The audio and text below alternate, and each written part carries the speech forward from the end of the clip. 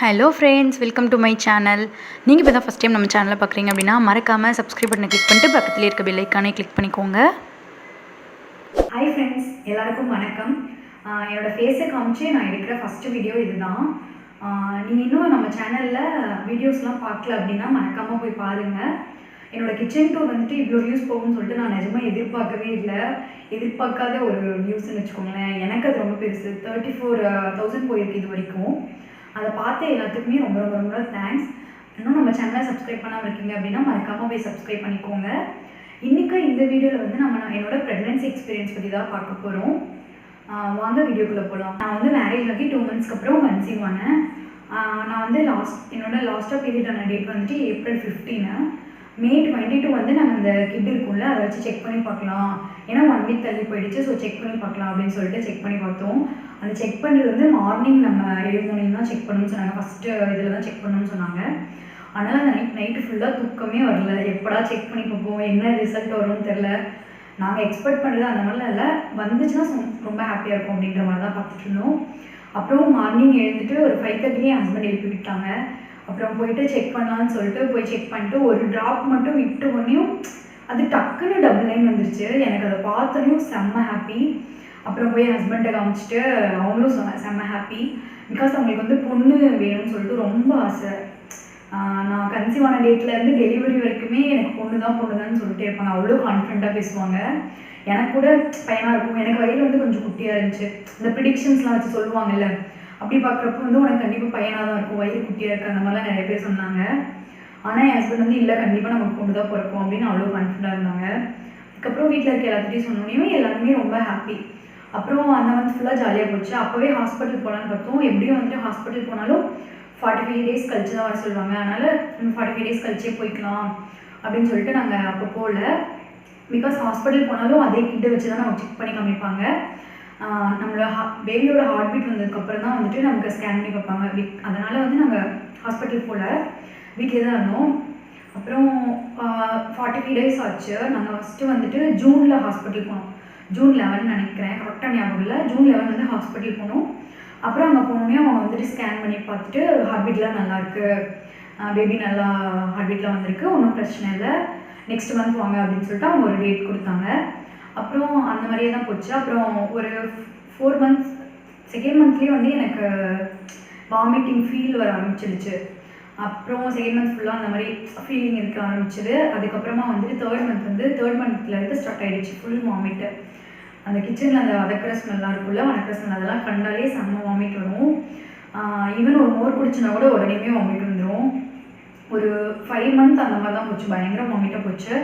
அப்புறம் 5th மந்தில் எனக்கு இன்னொரு ப்ராப்ளம் என்னாச்சுன்னா என்னன்னே தெரியல, நைட்டு ஒரு 1:30 போல் செம்ம வலி. அதாவது வயிறு வலிக்குதான்னு தெரில, இல்லை இடுப்பா இல்லை முதுகா என்ன வலிக்குதுன்னே தெரியல. பட் ஆனால் பயங்கர பெயின். அதனால் என் ஹஸ்பண்ட் வந்து நைட் ஷிஃப்ட் போயிட்டாங்க.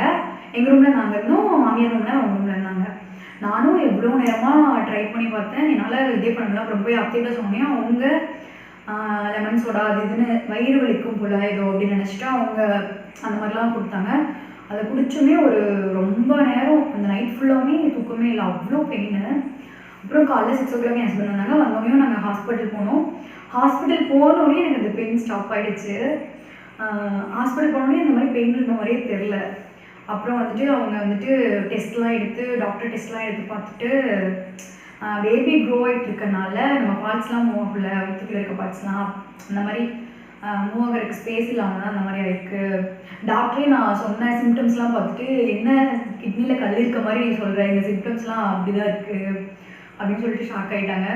அப்புறம் ஸ்கேன் பண்ணி பார்த்தீங்கன்னா அதெல்லாம் ஒன்றும் இல்லை, நார்மல் தான், இந்த மாதிரி பெண்ணாக அடிக்கடி எல்லாத்துக்குமே வரும், நீங்கள் ஒன்றும் பயப்படாதீங்க அப்படின்னு சொல்லிட்டாங்க. அப்புறம் 5th மந்த்க்கு அப்புறம் டக்குன்னு சேஞ்ச் ஆகிடுச்சு. அந்த வாமிட்டிங் ஃபீல் அதெல்லாம் எதுவுமே இல்லை, செம்ம ஜாலியாக இருந்தேன்.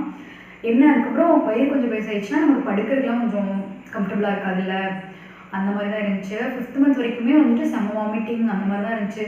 சாப்பிடவே பிடிக்காது, சுத்தமாக பிடிக்காது. ஐயோப்பா தூங்க விட்டால் போதும் அப்படின்ற மாதிரி தான் இருக்கும். செம்மையாக தூங்கினேன். ஆனால் நான் பயங்கரமாக தூங்கினேன்.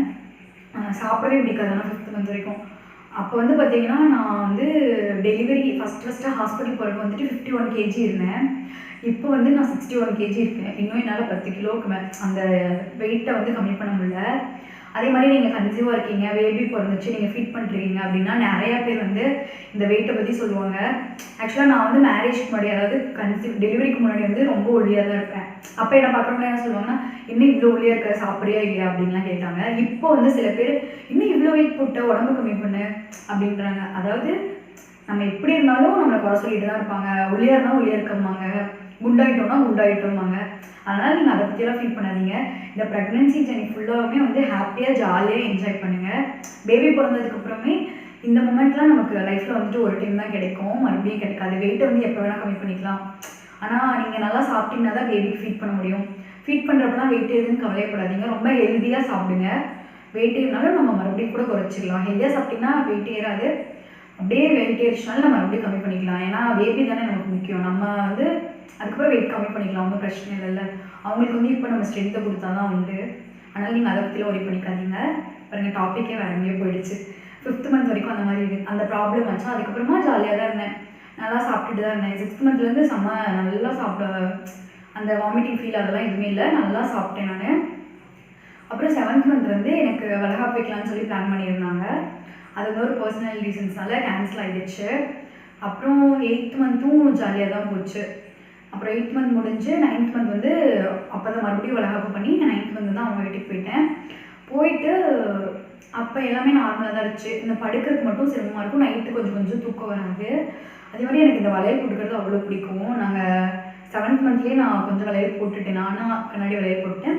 அப்புறம் 9th மந்த்தில் வளகாப்பு பண்ணிட்டு வளையல்லாம் போட்டாச்சு. ஜாலி செம்மையாக என்ஜாய் பண்ணிக்கோங்க. இந்த டைமில் தான் எல்லோரும் வந்து நம்மளை தாங்கன்னு தாங்குவாங்க. அப்படியே மற்ற டைமில் பேபி பிறந்தா கூட கொஞ்சம் கண்டுக்க மாட்டாங்க, விட்டுருவாங்க. ஆனால் இந்த 1st மந்த்லேருந்து 9th மந்த் வரைக்கும் நம்ம கன்சீவாக இருக்கோம்னு தெரியறதுலேருந்து பேபி பிறக்கிற வரைக்குமே நம்மளை அப்படி பார்த்துப்பாங்க. நான் தான் செம்மையாக என்ஜாய் பண்ணேன். நம்ம உட்காந்து ஐயோ பார்த்து உட்காருமா, ஐயோ பார்த்து நில்லுடா அப்படின்லாம் நல்லா தெரியாதவங்க கூட நம்மக்கிட்ட பாசமாக நடந்துப்பாங்க. சரி கன்சீவாக இருக்காங்களே அப்படின்னு. நான் செம்ம ஜாலியாக என்ஜாய் பண்ணேன். அதுக்கப்புறமா டெலிவரிக்கு அம்மா வீட்டுக்கு வந்தாச்சு 9th மந்த்து. அப்புறம் எனக்கு வந்து டேட் வந்துட்டு 22 Jan கொடுத்துருந்தாங்க. கரெக்டாக 2 days முன்னாடி 20th Jan வந்து பாப்பா பிறந்து 21 இல்லைன்னா 22 சொல்லியிருந்தாங்க. நாங்கள் 1 week, அதாவது டெலிவரிக்கு 1 week முன்னாடி வந்து ஹாஸ்பிட்டல் போனப்போ அவங்க சொன்னாங்க 1 week கழிச்சு 21 ஈவினிங் வந்து நீங்கள் அட்மிட் ஆகிக்கோங்க. பெயின் வந்துச்சுன்னா முன்னாடி வந்துடுங்க, இல்லைன்னா 21 ஈவினிங் வந்து நீங்கள் வந்து அட்மிட் ஆகிக்கோங்க அப்படின்னு சொல்லியிருந்தாங்க. எனக்கு 19, அதாவது நான் ஹாஸ்பிட்டல் போகிறதுக்கு முன்னாடி நாள் மார்னிங்லேருந்தே ஒரு மாதிரி தான் இருந்துச்சு. அப்புறம் ஈவினிங் வந்துட்டு ஒரு 4:30 போல் ஒயிட் டிஸ்சார்ஜ் வந்து ரொம்ப அதிகமாக இருந்துச்சு. அப்புறம் அம்மாட்ட சொன்னேன். அம்மா வந்துட்டு சரி பார்த்துக்கலாம் அப்படின்ட்டு மாடியில் வந்து அம்மா துணி துவைச்சிட்டு இருந்தாங்க. நான் அன்னைக்குன்னு பார்த்து நான் 4 டைம் மாடியில் ஏறி இறங்கினேன். சோப் எடுத்துகிட்டு வரேன், கிளிப் எடுத்துகிட்டு வரக்கு அப்படின்னு சொல்லிட்டு ஒரு 4 டைம் ஏறி இறங்கினேன். அதுலேயே பாப்பா பிறந்துருந்தோம் போல. அப்புறம் வந்துட்டு ஏறி இறங்கினோடனையும் எனக்கு வந்துட்டு ரெஸ்ட் ரூம் போகிற ஃபீல் வந்துகிட்டே இருந்துச்சு. ஒரு 3 times மேலே நான் யூஸ் பண்ணிட்டே இருந்தோடனே அம்மா பார்த்துட்டு ஓகே இவ எதுவும் ஒரு மாதிரி தான் இருக்கா. அப்போ வந்து ரொம்ப லைட்டாக தான் பெயின் இருந்துச்சு, டெலிவரி பெயின்ற மாதிரி இல்லை, ஜஸ்ட் ஏதோ ஒரு மாதிரி இருந்துச்சு. அப்புறம் ஈவினிங் வந்துட்டு ஒரு 8:30 அந்த மாதிரி வரப்போ ரொம்பவே ஓரளவுக்கு பெயின் அப்போ தான் ஸ்டார்ட் ஆகுது. ஆக்சுவலி என் ஹஸ்பண்ட் வந்து ஷிஃப்ட்டு மாறி போவாங்க. அன்றைக்கி அவங்க நைட் ஷிஃப்ட் போக வேண்டியது. நான் இந்த சிம்டம்ஸ்லாம் சொன்னோன்னே அவங்க வந்துட்டு லீவ் போட்டாங்க அன்றைக்கி. அப்புறம் வந்துட்டு ஒரு 9:30 இருக்கும். 9:30ன்றப்போ ஓரளவுக்கு நல்லாவே பெயின் வர ஆரம்பிச்சிது. அப்புறம் சரி மாமாட்ட சொல்லிடலாம், மாமாட்ட சொன்னால் மாமா தான் கார் எடுத்துகிட்டு வருவாங்க. சரி மாமாட்ட சொல்லிடலாம் அப்படின்னு யோசிச்சுட்டு இருக்கப்போ அவங்க வந்து சரி கொஞ்சம் நேரம் பார்க்கலாம், டெலிவரி பெயின்னா விட்டு வரும் எப்படின்னு பார்க்கலாம் அப்படின்னு சொல்லிட்டு நாங்களும் ஒரு 11 வரைக்கும் பார்த்தோம். அப்புறம் பெயின் வந்து ரொம்ப நேரம் விட்டு வர மாதிரி இருந்துச்சு. சரி ஹாஸ்பிட்டல் போய்க்கலாம் அப்படின்னு சொல்லிட்டு எல்லாம் பேக் பண்ணிட்டு நான் இப்படி இருக்கிறத பார்த்தோன்னே எங்கள் அம்மாவே எல்லாத்தையும் பேக் பண்ணி ஆல்ரெடி வச்சுட்டாங்க. எல்லாம் எடுத்துகிட்டு சரி ஹாஸ்பிட்டல் போகலாம் அப்படின்னு சொல்லிட்டு நாங்கள் ஒரு 12:30 காட்ட ஹாஸ்பிட்டலில் போய் அட்மிட் ஆனோம். அட்மிட் ஆனோடனையும் அவங்க பார்த்துட்டு 2 finger கேப் தான் யூட்ரஸ் வந்து ஓப்பன் ஆகிருக்கு, இன்னும் ஓப்பன் ஆகணும், நீங்கள் வந்து நல்லா நடந்தீங்கன்னா ஓப்பன் ஆகிடும் அப்படின்னு சொல்லிட்டு டாக்டர் செக் பண்ணி பார்த்துட்டு ஹார்ட் பீட்லாம் செக் பண்ணாங்க. எல்லாமே நார்மலாக தான் இருக்குது, கண்டிப்பாக உங்களுக்கு நார்மல் டெலிவரி ஆகிடும், நீங்கள் நல்லா நடக்க மட்டும் செய்யுங்க அப்படின்னு சொல்லி சொன்னாங்க. அப்போ வந்து ஓரளவுக்கு கம்மியாக தான் பெயின் இருந்துச்சு. கொஞ்சம் நேரம் ரொம்ப நேரம் விட்டு தான் வந்துச்சு. ஆனால் போக வந்துச்சு பாருங்க ஒரு பெயின். அப்பா சாமி, நானும் கதறேன், எனக்கு ஆப்ரேஷனாவது பண்ணி எடுத்துருங்கன்னு. நைட்டு ஃபுல்லாக செம்ம அழுக. நாங்கள் முன்னாடி நாள் 12:30 போய் ஹாஸ்பிட்டல் அட்மிட் ஆகிறோம். நெக்ஸ்ட் டே மார்னிங் 6:53 பாப்பா பிறக்கிறா. அப்போ செம்ம அழுக, நைட் ஃபுல்லாக பயங்கர பெயினுங்க. அது வந்து ஃபீல் பண்ணால் தான் தெரியும். அது எப்படின்னு எனக்கு சொல்ல வரல. அப்புறம் நைட்டு ஒரு எனக்கு பெயின் கொஞ்சம் அதிகமாகும்னு சொல்லி இன்டியூஸ் பண்ணுறது ட்ரை பண்ணாங்க. பட் ஆனால் அதுவே ஆட்டோமேட்டிக்காக ஆரம்பிச்சிச்சு. யூட்ரஸ் ஓப்பன் ஆகிடுச்சு. ஆனால் வந்து எனக்கு அந்த பனிக்கூடன்னு சொல்லுவாங்களா, அது உடையவே இல்லை. அப்புறம் டாக்டரே வந்துட்டு அது இது பண்ணிட்டு அப்புறம் இருந்தாங்க. என்னால் நடக்கவே முடியல, அவ்வளோ ஒரு பெயின். அப்புறம் என் ஹஸ்பண்டை பிடிச்சிட்டு அம்மாவை பிடிச்சிட்டு எங்கள் அம்மாவை தான் படுத்தி எடுத்துகிட்டு அம்மாவே ஹஸ்பண்டையும் தான். அப்புறம் அப்படி இப்படி நடந்துகிட்டே இருந்தேன். எப்படா டைம் ஆகும், எப்படா வெளியே எடுப்பாங்க, எப்படியாவது பாப்பாவை வெளியே எடுத்துருங்க. நாங்கள் வந்து பாப்பான்னு தான் சொல்லுவோம், பொண்ணாக இருந்தாலும் சரி பையனாக இருந்தாலும் சரி அப்படின்னு சொல்லிட்டு எப்படியாச்சும் பாப்பாவை வெளியே எடுத்துருங்க, எனக்கு ஆப்ரேஷனாவது பண்ணி விட்டுருங்க, எனக்கு நார்மல் டெலிவரிலாம் வேணாம் டாக்டர்கிட்ட சொல்கிறேன். டாக்டர் வந்து சரி சரின்ட்டு அவங்க பட்டுக்கு போயிட்டாங்க செக் பண்ணி பார்த்துட்டு. அப்புறம் வந்துட்டு ஒரு 6 o'clock வந்து நான் டெலிவரி ரூம்குள்ளே போனேன். 6:53க்கு பாப்பா பிறந்துட்டா. ரொம்ப ரொம்ப அப்படியே அவள் ஃபேஸை பார்த்தோன்னே நான் அந்த டைமில், அதாவது டெலிவரி ஆனோடையும் எனக்கு அவ்வளோவா ஞாபகம் இல்லை பாப்பா பற்றி. ஏதோ ஒரு பிங்க்காக ஒரு உருவம் இருக்க மாதிரி தான் இருந்துச்சு. பட் பாப்பாவை என்னால் நல்லா பார்க்க முடியல. அப்புறம் எனக்கு வந்துட்டு மைக்கோசி போட்டாங்க போல், ஏதோ நான் வந்து ஸ்டிச்சஸ் போட விடல அப்படின்றதுனால. அப்புறம் மைக்கோலாம் தெரிஞ்சப்பறம் என் ஹஸ்பண்ட் தான் நிற்கிறாங்க. அவங்களுக்கு ஒரே சந்தோஷம். ஏன்னா நான் கன்சீவ் ஆன டேட்லேருந்து டெலிவரி டேட் வரைக்கும் பொண்ணு தான் எனக்கு அப்படின்னு சொல்லிட்டு இருந்தாங்க. பாப்பா தான் பிறந்திருந்தா, பொண்ணு தான் பிறந்துச்சு. அதனால அவங்களுக்கு அவ்வளோ சந்தோஷம். நான் கண் முழிச்சோன்னே என்கிட்ட வந்து பாப்பா எப்படி செம்ம க்யூட்டாக இருக்கா, பாப்பா தான் பிறந்திருக்கா நமக்கு அப்படின்னு சொல்லி அவங்களுக்கு அவ்வளோ ஒரு சந்தோஷம். அப்புறம் கண்ணை முடிச்சோடனையும் என்ன ரூமுக்கு கூப்பிட்டு போயிட்டாங்க. பாப்பாவை கூட்டிகிட்டே வரல. நான் எப்படா அவளை கூட்டிகிட்டு வருவாங்க அப்படின்னு சொல்லிட்டு பார்த்துட்டே இருக்கேன், கூப்பிட்டு வரவே இல்லை. அப்புறம் என்ன ரெஸ்ட் ரூம்லாம் போக அதெல்லாம் முடிச்சுட்டு அப்புறம் கூட்டிகிட்டு வந்தாங்க. எனக்கு பார்த்தோன்னே அப்படி இருந்தால் அவள் அப்போ வந்து ஃபோட்டோ எடுக்க முடியல, யாரும் எடுக்கவும் இல்லை. அப்படியே அவ்வளோ ஒரு பிங்கிஷாக என் பொண்ணா இது அப்படின்ற மாதிரி இருந்துச்சு. நான் கேட்டுட்டேன் எங்கள் அம்மாட்ட, அம்மா என் பொண்ணா இல்லை வேற யார் பொண்ணையாவது மாற்றி எடுத்துகிட்டு வந்துட்டாங்களா அப்படின்னு கேட்டுட்டேன். அவ்வளோ க்யூட்டாக இருந்தா, அப்படி ஒரு க்யூட்டு, செம்ம க்யூட்டாக இருந்தா. அப்புறம் வந்துட்டு ஃபீட் பண்ணேன். ஃபீட் பண்ணலாம் கரெக்டாக பண்ணோன்னே செக் பண்ணி பார்த்துட்டு அப்புறம் வீட்டுக்கு போக சொல்லிட்டாங்க. நீங்கள் வந்து இப்போ கன்சீவாக யாராவது இருக்கீங்க, இந்த வீடியோ பார்த்துட்ருக்கீங்க அப்படின்னா கண்டிப்பாக இந்த த்ரோட் ப்ரெக்னென்சி வந்து ரொம்ப ரொம்ப ரொம்ப என்ஜாய் பண்ணுங்கள். எதுக்குமே ஃபீல் பண்ணாதீங்க. என்ன வேணுமோ அதை சாப்பிடுங்க. இது எதாவது சாப்பிட்ணும், அதெல்லாம் சாப்பிடணும் அப்படின்லாம் எதுவுமே எதிர்பார்க்காதீங்க. உங்களுக்கு என்ன பிடிக்குதோ அதை சாப்பிடுங்க. அப்புறம் எதுக்குமே ஃபீல் பண்ணாதீங்க. நீங்கள் ஃபீல் பண்ணிங்கன்னா உங்கள் பேபியை தான் அதை அஃபெக்ட் பண்ணும். ஸோ ரொம்ப ரொம்ப ஹாப்பியாக இருங்க. பிகாஸ் டெலிவரி அப்போ மட்டும்தான், அந்த கன்சீவாக இருக்க மட்டும்தான் நம்ம ஜாலியாக டே எல்லாரும் பார்த்துப்பாங்க, ஆசையாக ஜாலியாக இருக்கும்.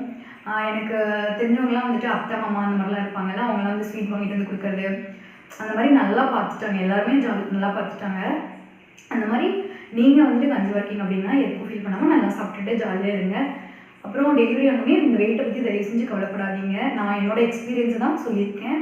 அப்புறம் மெயினாக இன்னொன்று சொல்ல மறந்துட்டேன். அதாவது நான் வந்துட்டு மேலே தானே ஏப்ரல் 15 லாஸ்ட்டாக பீரியட்ஸ் ஆனால் நாங்கள் மே மந்த் ஃபுல்லாக செம்ம ட்ராவலு. இங்கேருந்து நாமக்கல் வரைக்கும் நாங்கள் வண்டியில் போயிட்டு வந்தோம். ஃபுல்லாக ட்ராவல் பண்ணேன். பட் அப்படி பண்ணக்கூடாதுன்னு சொல்லுவாங்க. ஆனால் நான் ஃபுல்லாக அப்படி ட்ராவல் பண்ணேன். மே மந்த் ஃபுல்லாகவே ட்ராவல் பண்ணிட்டு அந்த 22 தான் நாங்கள் செக் பண்ணி பார்த்தோம் ஃபுல் ட்ராவல். பட் என்னோடய எக்ஸ்பீரியன்ஸ் வந்து நான் சொல்கிறேன். ட்ராவல் பண்ணணும் நான் சொல்ல, என்னோடய எக்ஸ்பீரியன்ஸ் சொல்கிறேன். நான் வந்து இப்படி போனேன் அப்படின்னு சொல்லிட்டு. அப்புறம் டெய்லியும் வந்துட்டு வாக்கிங் போவேன். நான் கண்டிப்பாக ரெகுலராகவே வாக்கிங் பண்ணுவேன். ஈவினிங் ஆனால் வந்துட்டு வாக்கிங் கண்டிப்பாக போவேன். அப்புறம் எக்ஸசைஸ்லாம் எதுவும் நான் பண்ணதில்லை. அப்புறம் வீட்டு வேலைலாம் நீங்கள் மோஸ்ட்லி செஞ்சிங்கனாவே போதும். துணி துவைக்கிறது, நான் வந்து ட்ரெஸ்லாம் வாஷ் பண்ணேன். அப்புறம் வீடு மாப் பண்ணுறது அதெல்லாம் பண்ணலாம். வீட்டு வேலையாக செஞ்சாவே போதும். நான் வந்து எக்ஸசைஸ்லாம் எதுவுமே பண்ணல. பட் ஆனால் எனக்கு நார்மல் டெலிவரி தான் ஆச்சு. 9th மந்த் வந்து நான் எந்த வேலையுமே செய்யலை. பிகாஸ் அப்போ நம்மளால் செய்ய முடியாது. ஃபுல்லாக ரெஸ்ட்டில் தான் ஜாலியாக தான் இருந்தேன். நீங்கள் கண்டிப்பாக வந்துட்டு ட்ரை ஃப்ரூட்ஸு, இளநீ, தண்ணி நிறைய எடுத்துக்கோங்க. அதுவே போதும். தண்ணி அதிகமாக குடித்தாலே வந்துட்டு நல்லா நம்ம ஹைட்ரேட்டாக இருந்தோம்னாவே நல்லாயிருக்கும் பாடி. ஃபுட் ஹேபிட்ஸ்லாம் வந்துட்டு எப்படின்னா, நான் வந்து 3rd மந்த் வரைக்கும் வந்துட்டு எதுவுமே ஃபாலோ பண்ணல. பிகாஸ் அப்போ ஃபுல்லாக வாமிட்டிங் இருக்கும். அதனால் வந்துட்டு நான் எதுவுமே ஃபாலோ பண்ணல. 5th மந்த் வரைக்குமே நான் எதுவுமே ஃபாலோ பண்ணல. ஏன்னா எனக்கு 5th மந்த் வரைக்கும் வாமிட் இருந்துச்சுல, அதனால் எதுவுமே ஃபாலோ பண்ணல. பட் 5th மந்த்க்கு அப்புறம் வந்துட்டு டெய்லியும் கண்டிப்பாக வந்துட்டு ட்ரை ஃப்ரூட்ஸ் எடுத்துப்பேன். அப்புறம் டேட்ஸ் கண்டிப்பாக எடுத்துப்பேன். அப்புறம் மாதுளம்பழம் சாப்பிட்டேன். ஆப்பிள் அப்பப்போ சாப்பிட்டேன். அப்புறம் வந்துட்டு இளநீ அப்பப்போ குடிச்சிட்டு இருந்தேன். 8th மந்த்லேருந்து வந்து டெய்லியுமே ரெகுலராக ஒரு இளநீ. அப்புறம் 9th மந்த்தில் வந்து மார்னிங் ஒரு இளநீ, ஈவினிங் வந்துட்டு ஒரு இளநீ குடிச்சிட்டு இருந்தேன். ஏன்னா எங்கள் தோட்டத்துலேயே இருக்கனால அம்மா எடுத்து வந்துடுவாங்க. ரெகுலராகவே இளநீ குடிச்சிட்டு இருந்தேன். ஃபுட் ஹேபிட்ஸ்னு சொல்லிட்டு இதுதான் நான் ஃபாலோ பண்ணேன். மற்றபடி நார்மலாக எல்லோரும் சாப்பிட்றது தான் சாப்பிட்டுட்டு இருந்தேன். இப்போ இந்த வீடியோ கன்சீவாக இருக்கவங்க இல்லை ப்ரெக்னென்சிக்கு ட்ரை பண்ணிகிட்ருக்கவங்கலாம் பார்த்துட்டு இருந்தீங்கன்னா உங்களுக்கு கங்க்ராச்சுலேஷன்ஸ். ஃபஸ்ட்டு நல்லபடியாக குழந்தைய பெற்றெடுக்கிறதுக்காக கங்க்ராச்சுலேஷன்ஸ். நீங்கள் சீக்கிரம் கன்சீவ் ஆகிறதுக்கும் கங்க்ராச்சுலேஷன்ஸ். கண்டிப்பாக சீக்கிரம் வந்துட்டு உங்களுக்கு ஒரு குழந்தை பிறக்கணும்னு சொல்லி நான் வேண்டிக்கிறேன். ப்ரெக்னென்சிக்கு ட்ரை பண்ணிகிட்ருக்கவங்களுக்கு நான் கன்சீவாக இருக்கப்போ ஒவ்வொரு டைமும் ஹாஸ்பிட்டல் போகிறப்போ ஒவ்வொரு ஸ்கேன் பண்ணுறப்போ ரொம்ப பயமாக இருக்கும். அச்சோ ஏதாவது பேபிக்கு ப்ராப்ளம் இருக்குமோ, இல்லை நமக்கு ஏதாவது கம்மியாக இருக்குமோ, ஹீமோக்ளோபின் லெவல் அந்த மாதிரி ஒவ்வொரு டைமும் அவ்வளோ கஷ்டப்படுவோம். அந்த 10 months நம்ம படுற கஷ்டத்துக்கு வந்து அந்த குழந்தை பிறந்த உடனேயும் அதோடய ஃபேஸை பார்க்குறப்ப நமக்கு ஒரு ஹாப்பினஸ் கிடைக்கும் பாருங்கள். அதுக்கு ஈடிங்கில் வேறு எதுவுமே இல்லைங்க. அது ஃபீல் பண்ணால் தான் தெரியும். இந்த வீடியோ உங்களுக்கு பிடிச்சிருந்ததுன்னா கண்டிப்பாக லைக் பண்ணுங்கள், உங்கள் ஃப்ரெண்ட்ஸ் கூடலாம் ஷேர் பண்ணுங்கள். மறக்காமல் நம்ம சேனலை சப்ஸ்கிரைப் பண்ணுங்கள். நெக்ஸ்ட்டு ஒரு யூஸ்ஃபுல்லான வீடியோவில் உங்களை மீட் பண்ணுறேன். பாய்.